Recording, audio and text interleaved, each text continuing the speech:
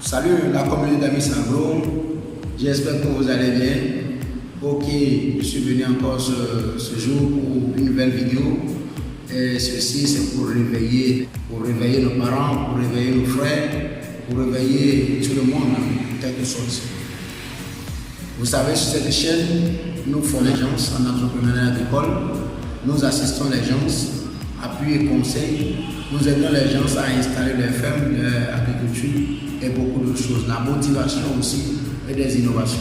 Alors n'hésitez pas, si vous voulez qu'on vous accompagne dans vos travaux d'agriculture et d'élevage, alors n'hésitez pas à contacter nous, nos numéros sont dans la description. Alors ce matin je suis venu parce qu'il y a un fait. Il y a un constat que nous voyons qu'aujourd'hui nos parents sont motivés par des choses physiques, sont motivés par des choses temporaires. Aujourd'hui, ils sont en train de former la vision à leurs enfants, ils sont en train de donner seulement des visions. Je veux que tu deviennes ceci, je veux que tu deviennes cela. Et c'est pourquoi on investit gros dans son éducation ou à l'école peut-être. On dit tu vas faire telle école, tu vas faire telle université, tu vas faire telle école. Et vous êtes en train de former la vision pour vos enfants sans savoir. Écoutez bien, ne donnez pas la vision à vos enfants. Suivez vos enfants dans leur talent.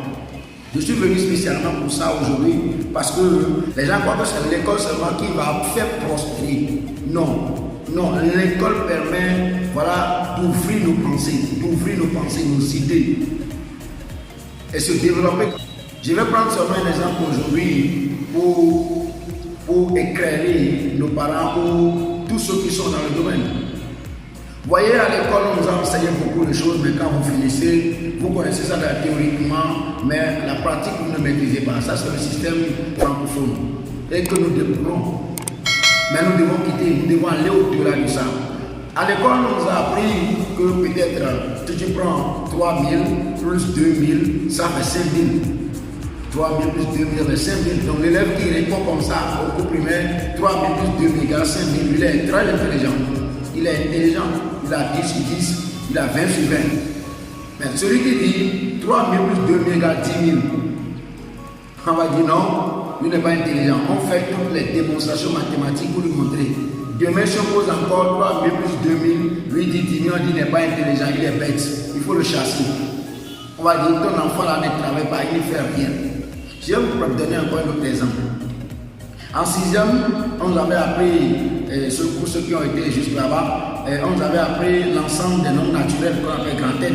Et en 3e, peut-être, on dit x au carré moins 1 égale 0. De résoudre cette équation, x carré égale 1, ça veut dire x égale 1 ou x égale moins 1. Mais si tu écris s dans n égale moins 1 et 1, on va te dire que tu as 0. Tu as grand 0. Et n'énerve même pas le professeur, il ne faut pas l'énerver, il ne faut pas venir. Alors que quand on écrit seulement S dans R égale moins 1 et 1, on va dire celui-là il a bien trouvé la réponse. Qu'est-ce qui a changé? C'est seulement le domaine de définition. C'est seulement le domaine de définition. Je reviens à mon premier exemple. Là où on a dit 3000 plus 2000 égale 5000. Et l'élève bâtard dit 10 000. Ce n'est que le domaine de définition qui a changé. Je suppose que l'élève là, dont ils ont qualifié de bâtard à l'école, peut-être qu'il aime suivre ses parents pour aller au champ, pour aller acheter des choses et revenir vendre. C'est-à-dire commerce quand même. Donc, sa maman a acheté quelque chose, le sac de charbon peut-être à 3 000. Et pour transporter, pour revenir, ça fait 2 000. Ils ont pris 2 000 pour le transport, ça fait 5 000. Mais, bizarrement arrivé ici, il y a une opportunité qui s'est présentée et elle a revendu le sac à 10 000. Vous savez quoi? 3 000 d'achat plus le transport égale 10 000. Alors, si nous nous mettons dans un domaine de commerce, l'élève bâtard qui a dit 3 plus 2 égale 10 000, il n'a pas raison, il a raison. Mais quand on se met à l'école, on est, l'enseignant va lui donner 0. Et va dire qu'il n'est pas intelligent, qu'il est bâtard. Alors que c'est le domaine de définition qui a juste changé. Je ne vais pas aller plus que ça parce que aujourd'hui, nous remarquons, même en tant qu'enseignants, qu'il y a des choses qui nous ont appris théoriquement et que si on pouvait les mettre en pratique depuis des années, on ne serait pas à ce niveau. Alors c'est juste pour vous dire quoi, chers parents, chers aînés, chers grands frères, évitons de donner, bien d'attribuer une vision à nos enfants. Ce n'est pas forcément le bureau qui fait prospérer. C'est bon, tout le monde est pas fait pour le champ, pour l'élevage, mais quand même, ce n'est pas être juge, être avocat, être médecin qui est le problème.